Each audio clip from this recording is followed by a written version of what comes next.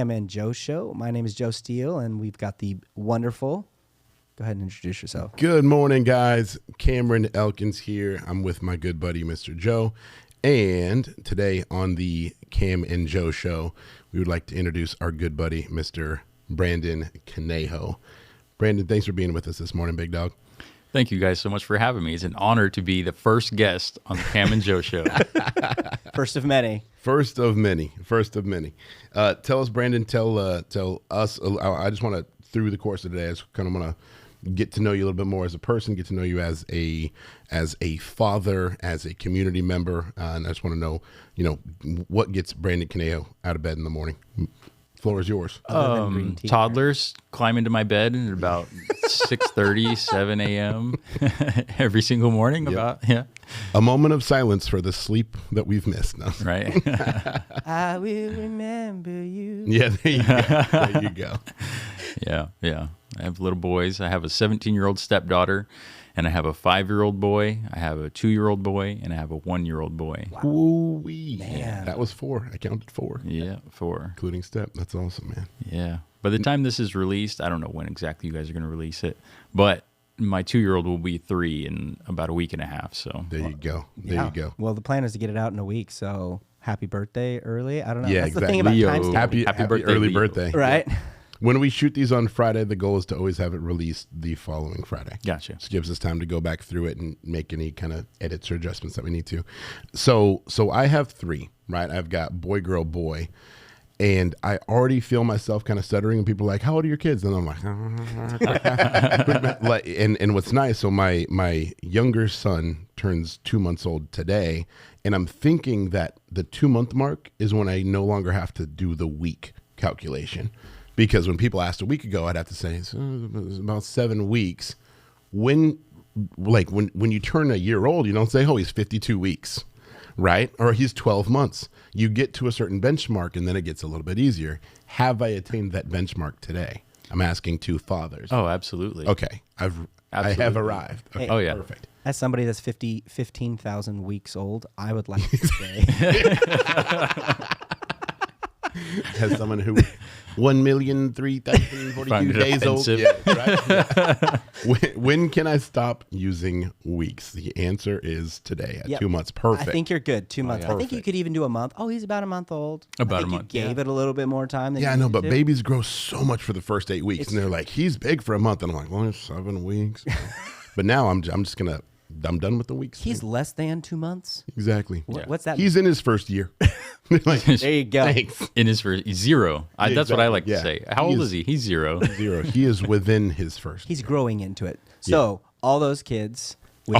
Amazing. I've got 2 kids. I've got 2 boys. They're older now, and me and my wife decided to only have 2, so we could each strangle one if need be. Yeah. And not another one could get out of the way. Yeah. I had 3 Smart. older brothers, so my mother was always just like, "Stop killing each other, or I'll kill you."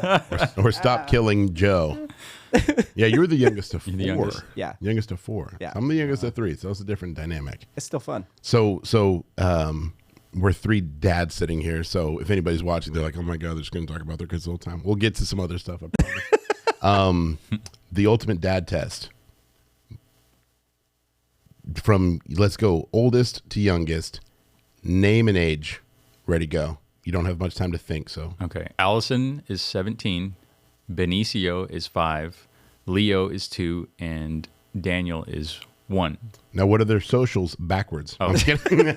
Don't ask me any of their socials. I barely know my own. That's awesome. So what was that?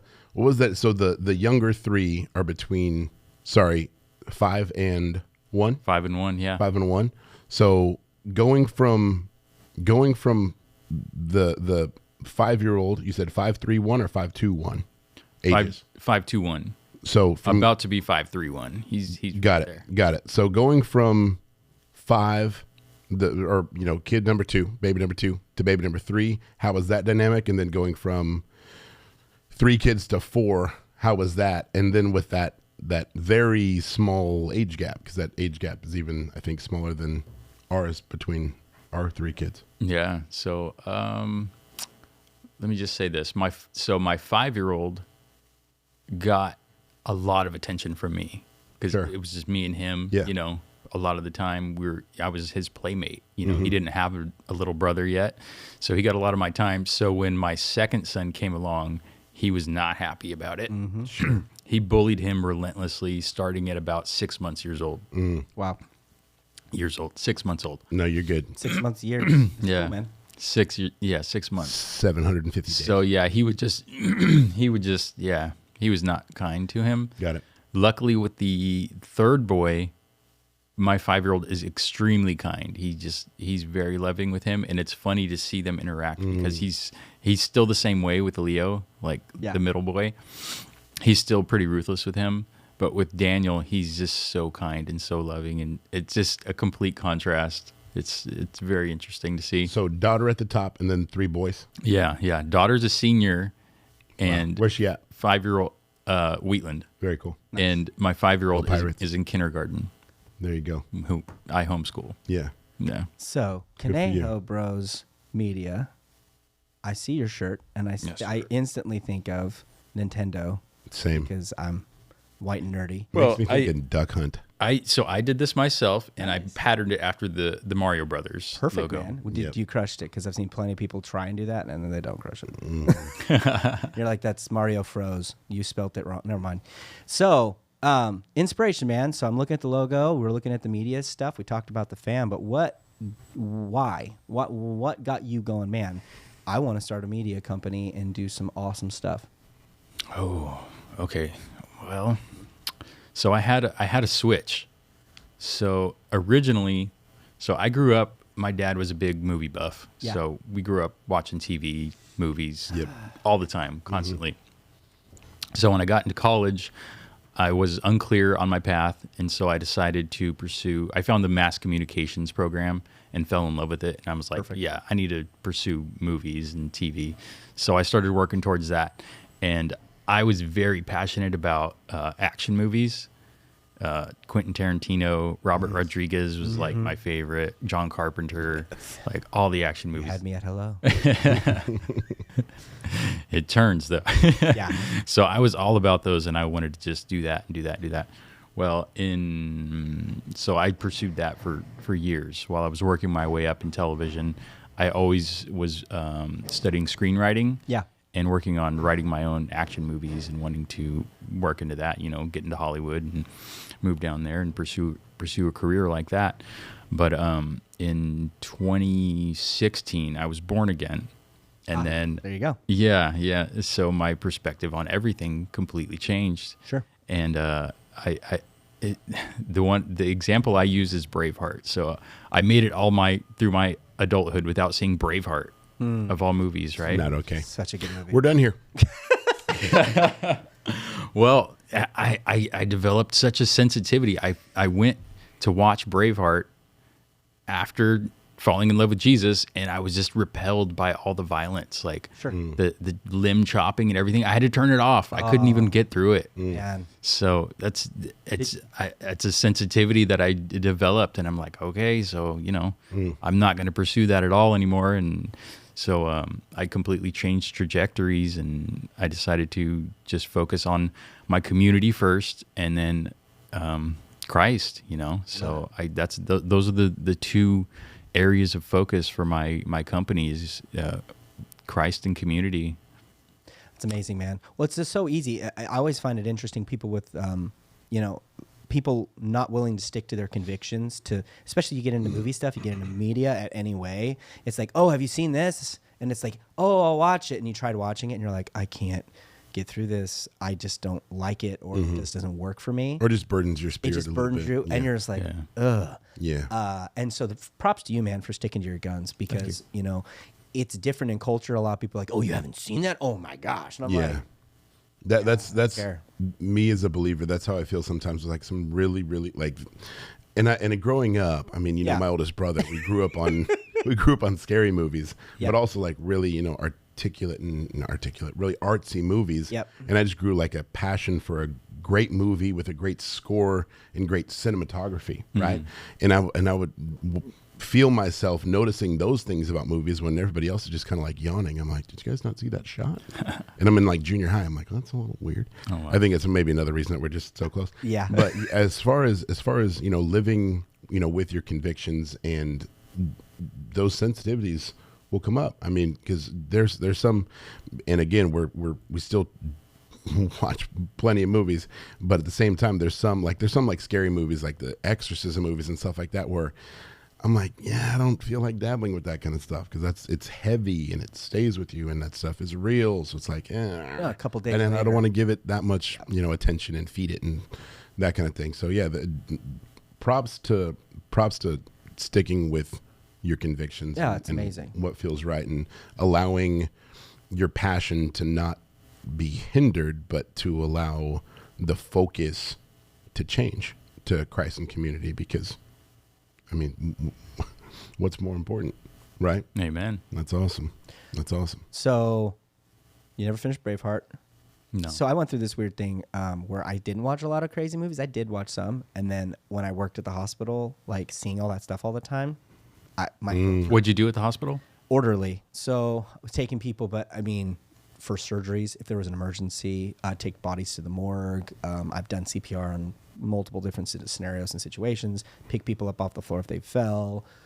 I mean, we're talking lots of stuff. And so I was so used to it. I mean, even helping in surgical rooms, helping move people if necessary and scrubbing up. And so I got to see all that stuff all the time, where I actually got to the opposite. After being like, no, I don't want to watch that, I became like a little desensitized. I got to it? bloodlust, bro. Really bad. When I stop at the hospital, the kids would go to bed and be like, what's the most gory thing I could watch? Because it like was scratch and itch. It was a weird comfort thing, and it took a long time to get rid of it. Yeah. So that's why I'm saying I'm proud of you for sticking to your convictions, because just being in any environment, it changes, and it changes you, and you don't even know it's happening until all of a sudden you're like, why is it 1 o'clock in the morning and I really want to watch somebody get sawed in half? What is wrong with me? Oh yeah. Well, yeah. And being a writer and working on action movies, I'm picturing all these things in my head. Oh, for sure. You know what I mean? I'm picturing gruesome battles and things constantly in my head. So, I just didn't like it anymore. And I burned everything that I had been working on. Like I was working on a script for about 7 years. Wow. I was working on a script, and I even made like a comic book out of it, because it was a supervillain story. That's awesome. After I got born again, I was just like, this stuff is pretty demonic. I should probably just get rid of it, because I promised the Lord that I would not make 1 penny off of that that idea, and so I just got rid of it. Okay, so with all the flip and switch that you had, which is amazing, what are movies that are your go-to now? Because I'm curious, because I totally get that. I've gone through seasons, and I always laugh because my top 5 are not gratuitous at all. They're normally they're just beautiful stories, wonderfully told, beautiful music, beautiful cinematography. But I'm curious, I mean, you're a writer, so I mean, I totally a writer, producer, all that stuff. I'd like to know what. Bro, literally, that's my top 3 movies is get out of my head. Yeah, you get out of my head, bro. Wow. Top 3 movies. It's tough because since I was born again, we started a family right away. I got married right away, started having kids right away. And when you have kids, it's so hard to watch a movie that you want to watch. You're when you sit down at night, you're watching Blippi. Or you're watching, you know what I mean? You're watching Care Bears now because it's out there. Oh yeah, come on. Oh yeah, we know the jams. I don't want to harm Blippi, but I'm got to deal with those thoughts. Blippi's the man. You like Blippi? Blippi's the man. Look up his net worth, and then he'd be like, respect. Dude's worth like $42 million. If I like people that were just worth a lot of money, you'd like more people. I would like less people. Yeah, I feel that. So just one. Just give us one. So, okay, some of my top movies. Here, I'll say one of my top ones. Okay. If you don't set the stage. Just to get it set up. So one of my favorites. So I've got 2 that always hit home with me, and I can put them on at any time. First one's Amadeus. It's one of my absolute favorites. That movie just blows my mind. It's been my favorite since, no judgment on my parents, since I was 6. The movie's genius. My other one is Secret Life of Walter Mitty, the remake with Ben Stiller, which people don't know it's a remake. I love that movie. It's so hopeful. It's the story about the everyman, and it's just epic. And there's nothing in it that you're like, oh, I shouldn't watch this with my other kids. It's just, you get done, and I finished watching that movie and went, I'm going to work on X. Every time I'm uninspired, I put that movie on, and all of a sudden I'm like, ooh, let's create something. You know what's funny? Multiple times people have asked me if I've seen The Secret Life of Walter Mitty, and as many clips as I've seen of it on Instagram or Facebook or Reels, I know, you're going to judge me for this. I'm sorry. Give me like 72 hours. I'll watch it this weekend when the kids go down. I need to watch it because I've seen clips of it and hearing the score and like I'm like, oh my God, I know that I'm going to love that movie. I know that I'm going to love that movie. Here's the challenge. If you can watch that movie and not be inspired afterwards, bro, you know me. Then I will be dumbfounded. Yeah. So anyways, those are just a couple of the ones that still stick with me. That I just can't ever get rid of. I love them. And it's funny because one's a super sad story and one's like the most optimistic story ever. Yeah. Hey, you got a nice balance. I like that. It's a good balance. It's a good balance. Give me Last of the Mohicans. Ooh. Talk about just a incredible story, incredible videography, great score. Give me Last of the Mohicans and give me Gladiator. Oh, I love Gladiator. Because again, you're not entertained? The score, the cinematography. Are you not entertained? Oh, I cry. It doesn't take much to make me cry. I cry at a really good commercial. I cry at movies too, and it's like every Super Bowl. I'm not joking. We're gonna just be grossly real with each other right now. Every Super Bowl, as soon as Budweiser or whoever throws a Clydesdale with like a Dalmatian, and they look at each other, and there's a sunset. I'm just like, and my family knows. Like, my family knows that if I'm missing a commercial that I'm going to cry at, I'll hear them in the other room like, make sure to pause it. It's okay, I'm going to cry. And I'm just like, yeah, I'm not going to. Then I go in there, I'm like, the Dalmatian puppy. And I like have to go into another room and weep. It's terrible. It's bad. Just being real with you guys. That's amazing. Is this a safe space? No, it's very safe. Okay, it's very, perfect. very Very safe. safe. Very, very safe. It's a church. Yeah, right? It's true. Ought to be a safe space. Right? All right, Brandon. What's one of yours? One of mine is definitely Big Trouble in Little China. Nice. So much. That movie is so fun. Old Young Kurt Russell, man. Young Kurt Russell's, Russell. man. That's when he went. I mean, he's the only person. I haven't thought of that movie in a while. Oh yeah, no, that's definitely one of my tops. He's one of the only actors that ever escaped the Disney curse. Ah. Because you know about the Disney curse, right? What's the Disney? So the Disney curse is if you are a child actor in Disney, most of them barely made it to changing their persona. They were always the happy-go-lucky kid, so they had a hard time getting past it. Got it. But I mean, like the Harry Potter effect. Yep. I didn't know he was a child actor. Yeah.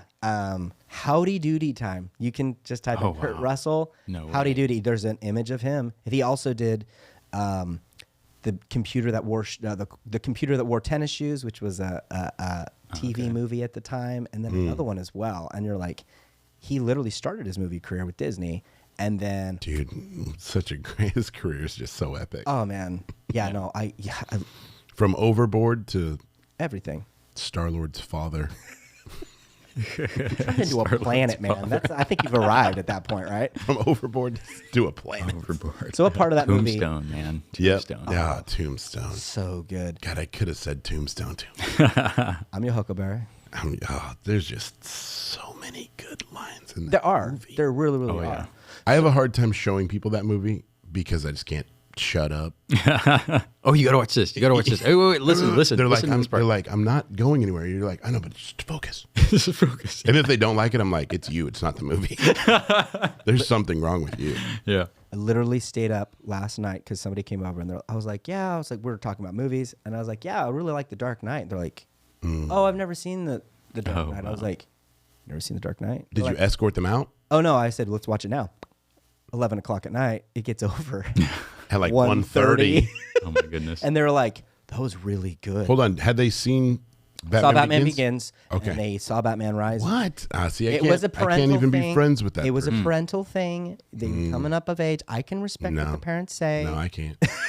Lost respect for the whole family. Wow. So yeah. Slippery slope. So I did one of those things. I would look over and I'd see him on his phone. I'd be like, this part is like so good. And he'd be like, oh. So I did that multiple times. Did you take his phone? Just like, yeah, exactly. Hey, I'm going to borrow it. I'm going to borrow it. Just snap it in half. Speaking of Nintendo, I want to duck hunt phones when I see it out for a movie. Just, oh yeah. Yep. Sorry. My buddy, I'm going to name names. My buddy John, we call him D-Fig. Oh man. And he's got better. I've known him for like 7, 8 years now. Yeah. Used to. John, so if you watch this, I'm no longer hating on you. But once upon a time, you'd sit there and watch a movie, like a good movie, one that you're like putting on to like enjoy, and you look over and be on his phone. So what I would do, I would just pause the movie until he realized it was paused. I would just stare at him. There That's you go. beautiful. And I'd be like, I was gonna wait. He's like, oh no, you're good. I'm like, oh no, you go ahead and finish. And he's just like, set his phone down. I'm like, I'm doing this for you. Like, this is for you. This will bring growth in your life. This movie's so good. Well, it's funny how we look at movies like that. It's like, no, it'll make you a better person. Yeah. Not necessarily the case. I don't think I've watched a movie where in the end I was like, I have just leveled up in life. I'm officially a better person. Secret Life of Walter Mitty, man. Didn't make me better. I just enjoyed the movie. Well, then I'm not watching it. Wow. You know what? It did. It made me such a better person. Deal. Back on my list. I feel so good about that. So, so what? You've done a lot of projects. What are some projects you've done in the community that either people don't know about or stuff that you're like, man, I'm super proud of these? One thing I'm really proud of. So I did that Marysville HGTV hometown takeover. I saw that submission video. Everybody saw that. It went viral here in Yuba Sutter, and we ended up on like Good Day Sacramento, Nice. ADC 10. That's like cool. they all sent out people to interview us, and That's awesome. everybody was super grateful because I volunteered a month of my time to bang that thing out. Sure. It was a huge community effort. We filled 4th and D, the intersection of 4th and D, with just all kinds of people. And it was really awesome. And that was right before COVID. So that was right before the fall of Mankind. Yeah, I think The there's Fall. a movie that came out after that. It's called Big Trouble in Little China. Is actually post-COVID. Don't get Chinese food, people. So that was a big one. Another really cool one that I got to do was the 530 Talent Show Yes. in Yuba City downtown. Was the Summer Stroll? Yes. Yeah, I did that with the DBA, the good old DBA. Yeah, I was the producer of the 530 Talent Show. Yep. That was a lot of fun. What's another one? We did the Elves on Shelves also with the DBA. It was for the Christmas stroll. We put elf on a shelf. Yeah. Yeah. So we put elves on shelves. I think we did like 24 of them in different shops downtown. So people had to go around and take a Nice. picture of every Nice. single one. Nice. And Like if a you did scavenger that- hunt? Yeah, it was a scavenger I had hunt one with in these mind. little elves. And if you found them all, you got prizes. People That's donated awesome. prizes. And yeah, so That's awesome. people like that. And I think both of those continued on. I didn't continue on with them, but I think both of those continued on for the following year. And then COVID happened. And Yeah. I think tanked them. Yeah. Yeah. Reset. Everybody had reset. Yeah. What are some current passion projects that you are working on right now that are either maybe bring to light something that's under wraps or something that you're cool with sharing that you're working on? What do you got? I can tell you some of what I'm working on. I'm working on my first feature film. Good for you, man. So excited, Thank dude. you. That's awesome. It's called The God Squad. Nice. That's awesome. The God Squad. I'm so excited about this movie. It's about, Give us a synopsis. What do you got? okay. It's about a street ball social media super squad. Perfect. Keep going. Keep going. So you I don't had want to say too many details because No, I for haven't sure. put out a lot of Sure. material about it No, yet. no. I respect that. But I will just say, if you like fun movies, you're gonna like this movie. If you love the Lord, you're gonna love this movie. Awesome. If you like basketball and Jesus and hip hop and breakdancing and art, Nice. this is gonna be your favorite movie ever. That's awesome. That's Cameron, awesome. Cameron, we found it. This is your movie. This is it. This is it. I don't think I've ever seen you break dance though. Not yet. I'm getting old enough where I break when I dance. Literally. Yeah, my son was doing I don't know where he saw it, but Beckham was like trying to do the worm the other day. And I'm like, where would he have seen that? And then Hannah's like, can you do the worm? And I'm like, when I was in high school, I did. And like part of me was like, try it. And then the other part of me that's 34 and feeling 75 some days, I'm like, no, I may not get up. Because you got to like dive into the worm. You got to. Yeah, that's a dangerous move. Yeah. Yeah. I may have never I've seen a UFC fighter. Dude, this is his celebration after a fight. His name's Johnny Walker. He dove down for the worm and his elbow hit the mat. Oh, like completely destroyed his shoulder. out. Yeah, and so he was out for like a year and a half after that. And he was after a win. Yeah, oh my gosh. he was riding high too. He was like on a win streak, and then that happened. It's like that was the dumbest thing.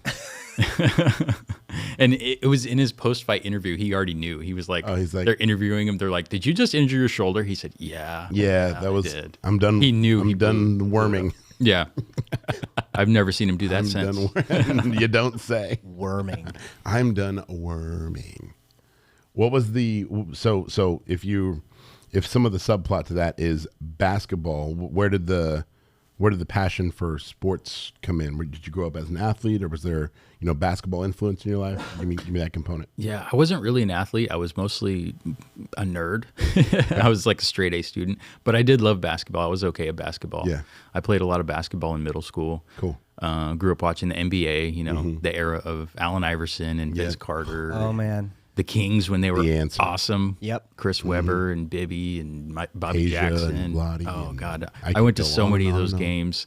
I went to so many home games, and it was a blowout every single time. It was incredible. They were unbeatable at home. Yep. I think they usually lost like one game, one home game a year. Yeah, they would literally end the season at like 37-5 or 38-4 on the home court. Yeah, that was Arco. I mean, loved it. That's so amazing. you knew who was going to win when you went to the games. Yeah. But so you can celebrate as you roll up to Arco. Yeah, I'm feeling good. Why? Well, because we got the any team. Any team. Yeah, it doesn't matter who's. Yeah. Do you go ahead? Well, I was going to bring up a me and you embarrassing story. You remember when we shaved our head in junior high because we wanted to be like Mike Bibby? Yeah. And we did it until we lost a game. Yeah. And it was like, no, we're going to shave our head because we wanted. I remember it was bad. I remember going to my dad being like, I need you to shave my head. He's like, why? I was like, solidarity. Because I want to be like Mike Bibby. And he goes, all right, here we go. All right. Yeah, man. So I was in junior high during the Mike Bibby and Jay Will era. Oh, so I'm like, Will. And like I'll go back and I'll see photos of me playing basketball in junior high, and there was just and Allen Iverson. Like AI had a huge influence in my game. Yep. And I would wear more headbands and wristbands and ankle bands than I knew what to do with, because that's the AI influence. And I remember at the time in junior high, I think it was Coach Atkins. He was like, I don't think they're going to let you wear the wristbands in the game. And I was like, what do you mean? It's like a sweatband. And then sure enough, like before the game, I asked the ref, he's like, no, because if somebody goes to steal the ball, like they can get their finger like hooked in it and stuff like that. I'm like, AI would allow this, but you know what? Whatever. Whatever. One day when you're a multi-million-dollar basketball player. Yeah, precisely. This will all make sense. It will. But yeah, AI, I rocked some of those original, let's see, the answers, like the white leather with the AI swoosh. You know what I'm talking about? Oh, yeah. Did you do anything ridiculous Throwbacks. like that? You're like, man, because you looked up to him. Did you do anything like No shoes or I don't think specific so. colors? I had a lot of jerseys. Okay. In middle school and high school, I had a lot of jerseys. Do you remember Chris Webber's shoe brand? I think they were called Dadas. Yeah, I do. Remember that? Oh my God, I have a decent story about that. Let's hear it. I like this. I have a decent story. Yeah. Do we have time for a decent story? Only good stories? Okay, we should let him roll. Okay, go for it. So I have a decent story. So we had no idea what Dada meant, what it stood for. Yeah. Right? So we're watching a Kings game one time, and it was like my dad, me, and my brothers were watching this Kings game, and one of the interviewers was up in the stands interviewing someone, I don't know, maybe one of his business partners or something on the shoe brand. Yeah. And they said, so what does Dada stand for? What do I want to know what it stands for. And we're all like, okay, we're finally going to find out what this means. My dad goes to turn up the volume. He changes the channel. No. We turn it back, and gone. that conversation's over. We we all looked at him just like, you use that remote all day, every day, and you don't know the volume from the channel changer? Fumbled the heck out of that, Dad. When you started to talk about the meaning of data, I kind of got excited because still to this day, I don't know that I know what it's. Yeah. Only there's social media. I think maybe I looked it up and then I forgot. Got it. Yeah. I'll have to Google it. You have to go. I don't have my phone on me. It will be the name of this episode. No, I'm kidding. Dada. What does Dada mean? And no one finds out. They're going to be like, that is the most unsatisfying thing ever. Might as well just call it Marvel Phase 5. Right? Shots fired. Shots fired. We went real nerdy just now. but it's fine. I like it when you talk nerdy to me, Joe. Always have. Yeah. Always will. Well, I don't know when the first phase. I know through Infinity War. Yeah. Was that one phase? Because after that, I just like no. So it was up till done. Avengers was phase 1, and then there was like 4 movies that were like leading up to the second Avengers movie that was phase 2. Then half the movies that came after that were phase 3, and then the other half that ended with Endgame was phase 4. And then everything after Endgame is phase 5. Okay, yeah. Everything after Endgame. Nobody cares about phase 5. Everything after Endgame is Yeah, you start to go quantum, and then you're like, listen, you start to care about timelines when he can change them. Miss me with the, oh, well, I don't know. I have a hard time. Everyone just vanished. Oh, well, they'll find a way to bring him back. My favorite. I don't know. If we're going to stick on the movie nerdy thing, I will say the best timeline movie I think I've seen is Everything Everywhere All at Once. Still haven't seen it. Never seen it. Okay, I can't recommend it because there's a lot of stuff in it, but I did see it and was like, okay, this is like... And the script writing, it was a family story about a family trying to file taxes. That's the basis. Nice. Family trying to file taxes, and then an alternate dimension version of her husband shows up and says, you're the secret to everything, and you need to stop a monster in the multiverse. What? While she's trying to file taxes, and it just escalates. That's awesome. I like the premise. It is so genius, but it's got some rough moments where I was like, it's kind of rough. Props to whoever sold that script, because that's a tough pitch right there. Oh, no, I know. Like, it's like, it's going to be a family story. So they're doing taxes, and then a guy comes and out then of... multiverse and a monster. Comes out of a portal. Do you want me to leave? They're like, keep going. They're like, keep going. The next guy, he bailed, so you have more time. Yeah, okay. right. Here we go. Maybe he was filing taxes. Man, page 73.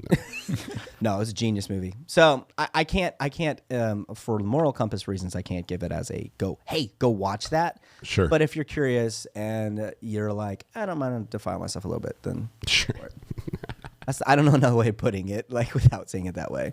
It's okay. You know what? So you're one of my best friends. You own a coffee shop. Yeah. And I really like gas station coffee, and I'm just I'm saying this out loud. So you can mention a movie. You know what? And feel okay about mentioning a movie that maybe someone should watch and maybe some should live by their own conviction. It's an art house film. So if you like art house films, I'm all about it. Don't watch it with your kids. Yeah.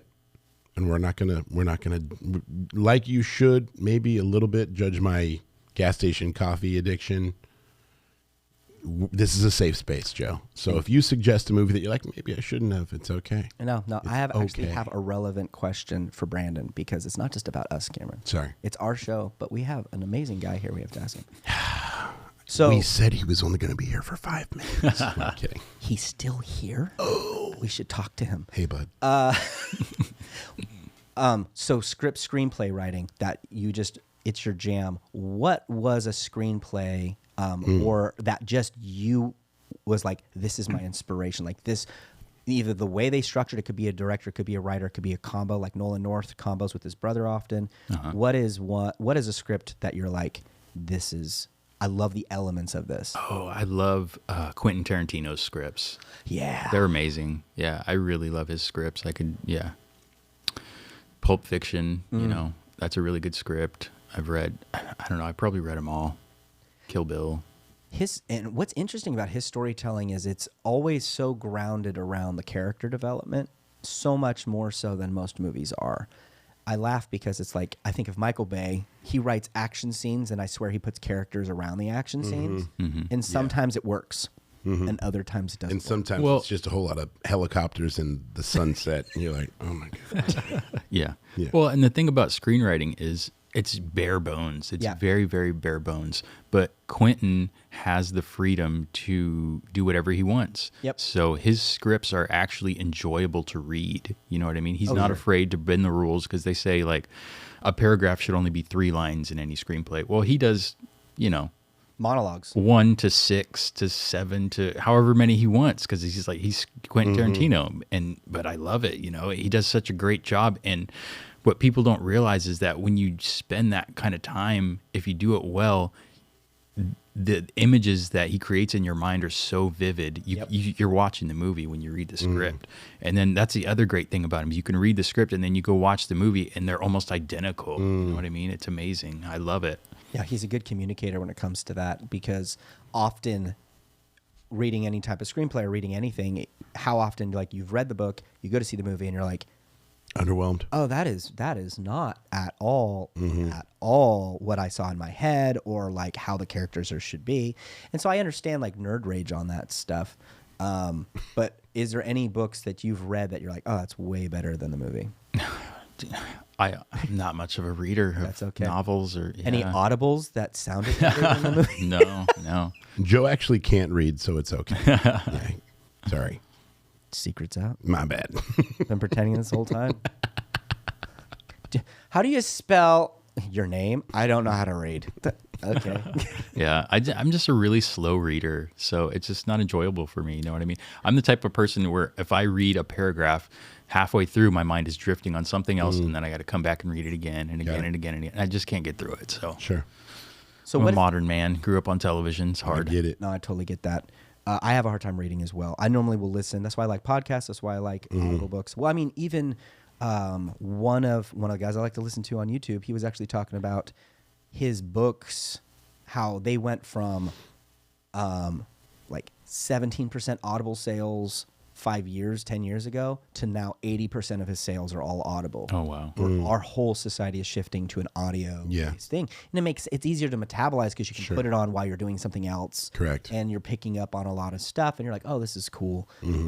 We do that with the kids. When we do a long trip, we'll put on Narnia or something and listen into it in the car. Oh, that's a great idea. And, that's awesome. And they're entertained, and I can normally shift the audio in the back with my wife. Yeah. Nah. I'd be like, hey, because we live together, but I don't know last time we actually talked. Right? So I think we can all relate to that. Definitely.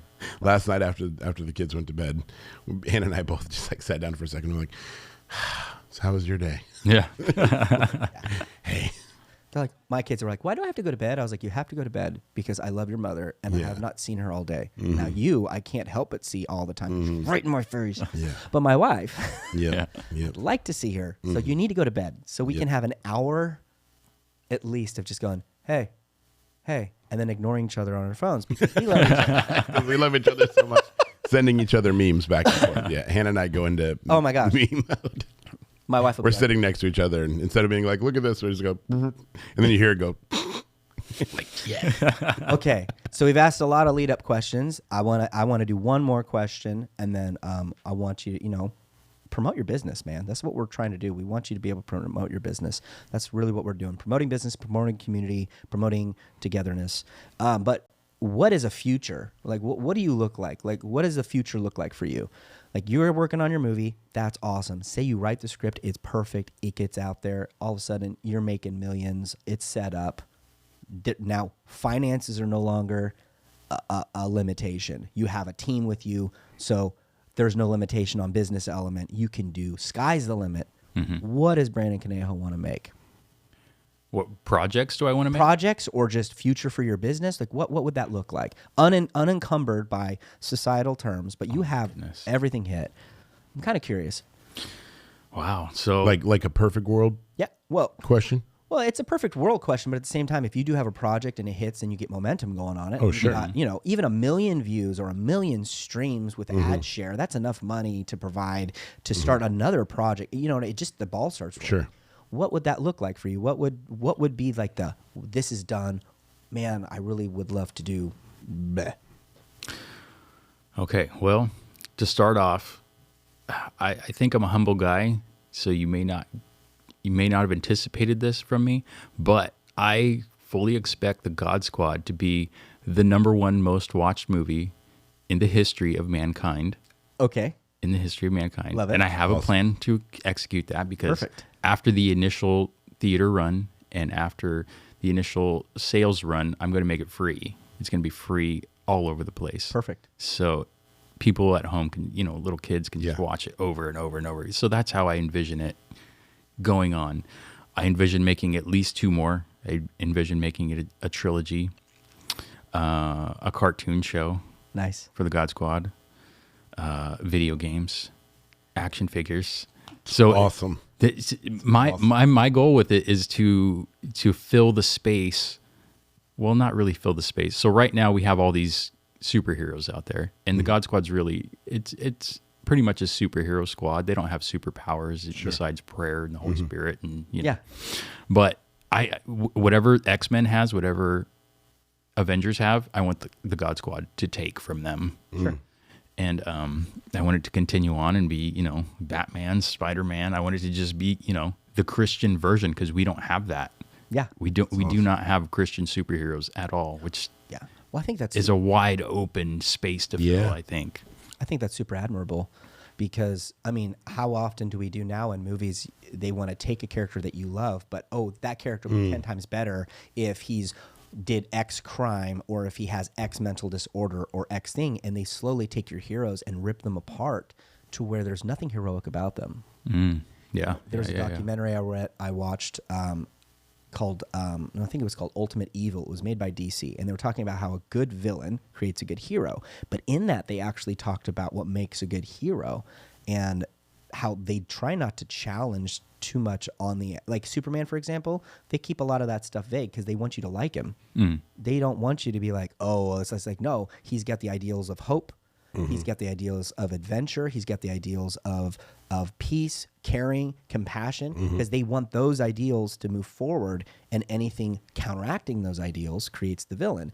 And I love that, because that's a hero. When we think of the word hero, you're right, it's been watered down so many times to where it's just like, he's an anti-hero.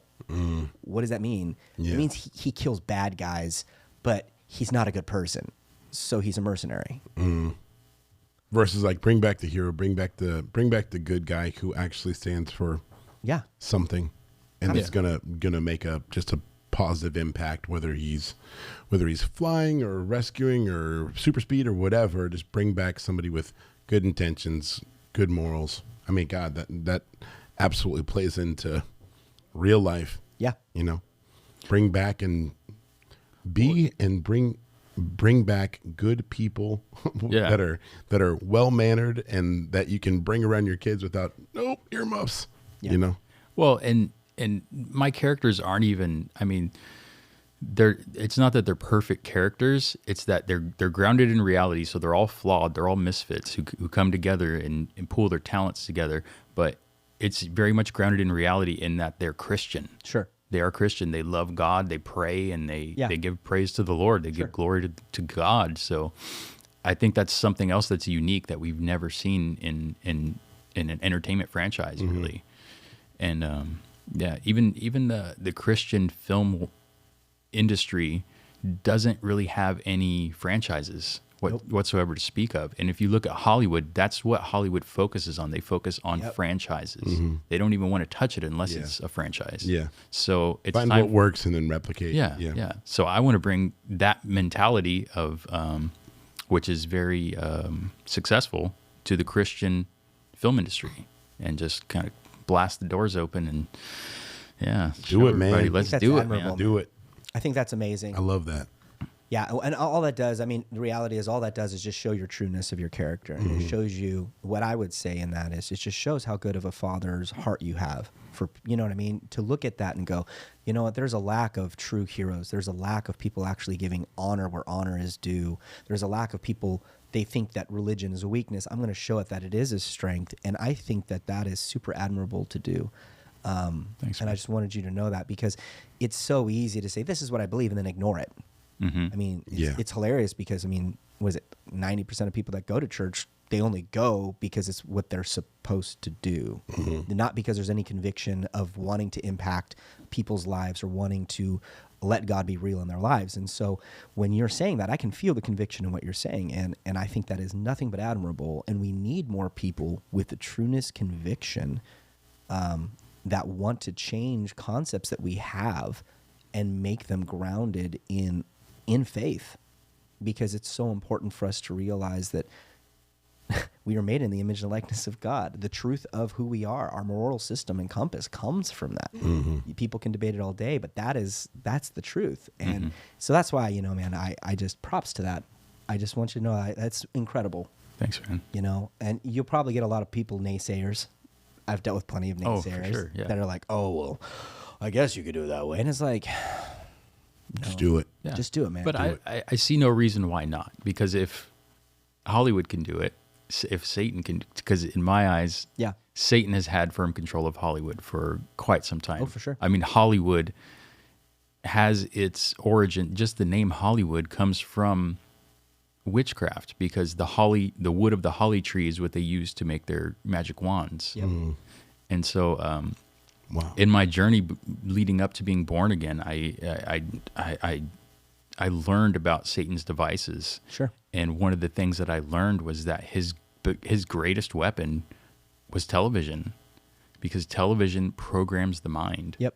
Television programs. And so I attribute all the degradation of morals and just what we see today, I attribute that so much to television. You know, the gender confusion Sure. and just, you know, lack of morality and fornication Sure. and just everything that we see in society. So I see it as my responsibility as someone who has skills in screenwriting and filmmaking. Why not cause a shift? You Yeah. know what I mean? Yeah. Why not? If we don't start doing it, it's not going to get done. 100%. Well, And why not you? Exactly. Right. Yeah. Like Pastor Dave says, why not us? Why not here, why not here? now? Why not now? Well, and when speaking on the same thing, what do you think about, I laugh because Disney's ridiculous Snow White and the Seven Interesting People, or whatever the crap they called it. And then Didn't see it, but heard about it. I'm like, it got canceled. Come on. If I'm not mistaken, it got canceled. I could be wrong, but I literally, last I heard, it was canceled because of how bad publicity it's getting. Like, it's so bad. Everyone's talking bad about it. I haven't heard a single person defend it. And then Daily Wire just released a trailer of Brett Cooper. Her name is Brett Cooper. okay. So I'm just clarifying that. Got it. Doing a Snow White and the Seven Dwarfs, and you see her, and she looks just like Snow. Like, you're like, wow, that's actually Snow White. That's amazing.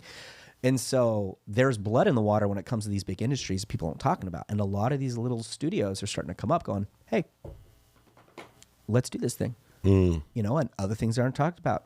People probably aren't going to be here on this, or there's time. Next year, there's not going to be barely any movies coming out. Oh yeah, because of the strikes. Because of the strike for 5 months. And they Yep. said now that they're back from the strike, They're not going to be able to get No. things shot, produced, and done in time to. Well, and production's 41% at what it was.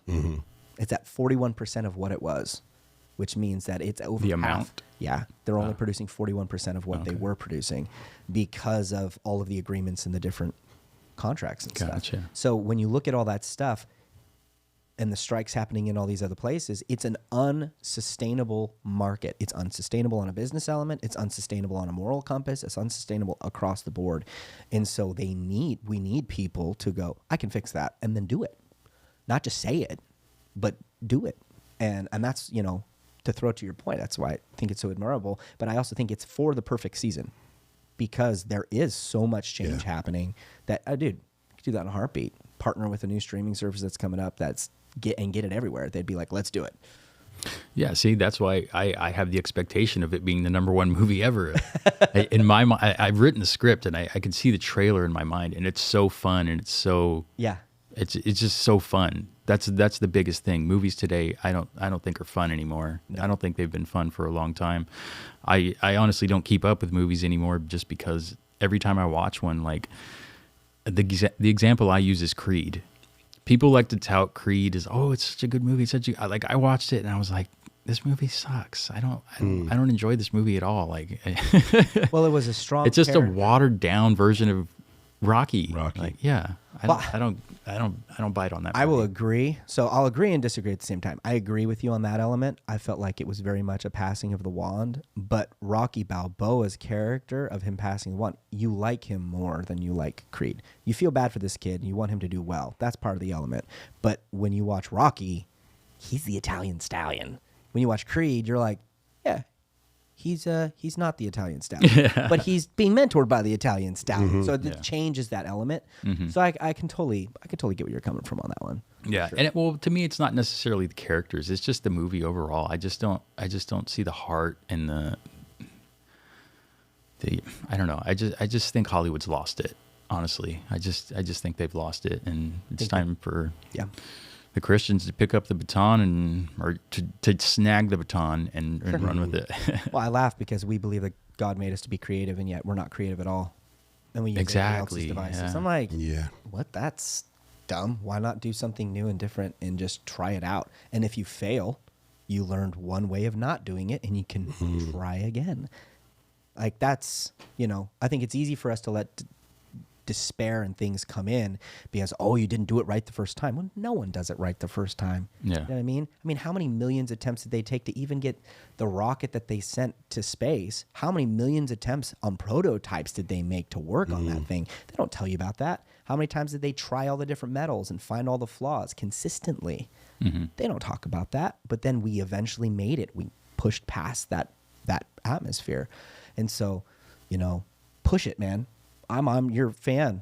You got this. And don't forget the little people. Yeah, right? When you get there. When people start searching his movie and be like, we were in a podcast once. My ideal life is in Yuba City. I want to live in Yuba City. I have lots of family in this area. Yep. Like, let's say even if I become a billionaire, I'm still going to live in Yuba City. Cool. I dig that. Dig it, man.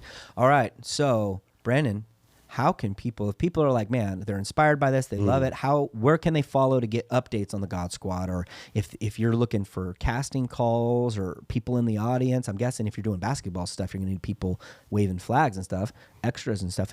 And I wouldn't mind sitting in there and being an extra. It'd be fun. But how would they be able to get a hold of you? Like any social media or anything they can connect with you on? Absolutely. Yeah. So if you go to ConejoBrothers.com, that's CONEJOBROS.com. I have everything there. So that's the links to my company social media pages. There's a newsletter you can sign up for to be on the mailing list. And then I have a whole section for the God Squad. And then if you scroll down, you will see the God Squad's social media pages, links to all those. Follow those. I haven't been very active with them because I've been working on getting the content out. So what I did is I found, I started making a real life God Squad. I made a flyer and I put it out on Facebook, and it was I told everybody I'm looking for the best Jesus loving basketball players in Yuba Sutter, and I had people reach out. I had some applicants. So I found two really awesome guys who are spiritually mature and fantastic basketball players. Awesome. They live and breathe basketball, and they're good family guys, and they jumped on board with me, and they're really excited about it. And so we've gone out a couple of times and filmed some proof of concept stuff, which is now in post-production. The first time we went out was in Chico, and Brian and I, my business partner and brother, we played the God Squad first, and we scored the first 2 points, and then they smoked us for the rest of the 2 games. He and I, the God Squad scored, and then the basketball players showed up, and the rest is history. Yeah, the real God Squad absolutely smoked us, which is what we were hoping for. Just a little tune-up game for them because they had never actually played together. Well, maybe once or twice they'd played some pickup games. Sure. Because they don't live very close to each other. But they smoked us. And then Ben, one of the guys, he lives out in Chico. We were out in Chico. And he's big into the basketball scene out there. So he's texting his friends to come out and play them. Nobody could really come out to the gym that we were in. And so one of his friends suggested that we go to a park that usually has players. And so we were completely unprepared for this. He's like, yeah, we can go to this park. And I'm like, oh my goodness. And that's what the God Squad does in the movie. They once they come together, they basically crash basketball courts and say, hey, if you play us, and I should give you this premise. So they show up to the court, and they have a boombox. They're hitting a beat. One of the guys is a rapping street preacher, so he gets on the mic. He's rapping on the courts, getting everybody's attention, right? Get them all hyped. And in the rap, there's a challenge, if you can beat the God Squad, they'll give you $50 a head. If they beat you, you have to listen to them talk for 3 minutes. And in that 3 minutes, they give you the gospel. Nice. It's awesome. So that's what they do. So we were in the situation where we pretty much had to go out and do that. Yeah. Pretty unprepared. We didn't have a rapper with us, but so we went out in Chico to this That's amazing. this park that was full of people. It was on a Sunday evening. And I mean, the costumes that I had created for these guys, they're white. They're white. Yeah. And I gave them these, they have these masks. Gotta see this. The masks that basketball players wear when they break their noses. Yeah. So I got a couple of those, and I had an airbrush artist put some graphics on them. They're white. And Nice. it's super bright. We're walking onto the court, and everybody's turning their heads and looking at us. And Do you have like a lot of B-roll of everybody like, Yeah. what is happening right now? That's amazing. Yeah. So Brian and I have a camera. I have my camera. Brian's got his phone camera, and we're walking out there. We're all nervous. I love it. And luckily, Ben knew some of the guys, so he beelined for a court full of guys, and said, "Hey, what's up? It's me. It's Ben." He had the mask on, but he was saying hi. But one of the interesting things was this little boy. He was probably 10 or 11 years old. And he saw us coming with the cameras and everything. And before we even touched the courts, he's yelling at us, we're not here for that. Take that somewhere else. We're not here for that. No, we're not about that. And we ignore him. We just have to ignore him. We're like, yeah, you're a child, so we're going to talk to the men. We're here for that. Right. That's hilarious. But so we played some pickup games. It went well. And towards the end of the shoot, the kid's coming up to us saying, hey, where are you guys going to be next? Where are you guys going to be next? How can I find this? How can I watch this? So that was awesome. A definite victory for us. Transformation, man. Yeah. Awesome. And then we gathered up the players and prayed with them, and because Ben's also a youth pastor. Perfect. Out in Chico. So yeah, he led us all in a prayer, and it was fantastic. Use any platform, right? Yep. Use any platform that Yep. you can to just love on people and make that positive impact. Whether it's rap or whether it's basketball or coffee or whatever your platform is, or production, movies, videography, lending, any opportunity you have to rub shoulders with people, just love on them. I think that's what we need to do. I think as we talked in our last podcast, the darker things get, the more hope we can have in loving each other and supporting each other and being there for each other. I think it's super important. Branden, It's the most important. Dude, thank you so much for being sharing. here. Bro, it was so good. Awesome. Made my heart happy. I'm always happy when I get to see you. I like people. So it's like, wee. So if you need any lending, you need to reach out to Cameron Elkins over here. Oh, I'm already a client of Cameron Elkins. Well, How did I do? Excellent. Oh, wonderful. Very happy. Cheers. Thanks, brother. negative. Negative points. 1 star. What? Now I'm going to scroll through all my reviews later. I'm like, I don't see a Conejo review. I would have given you 10 stars. So but -5 because I only went up to 5.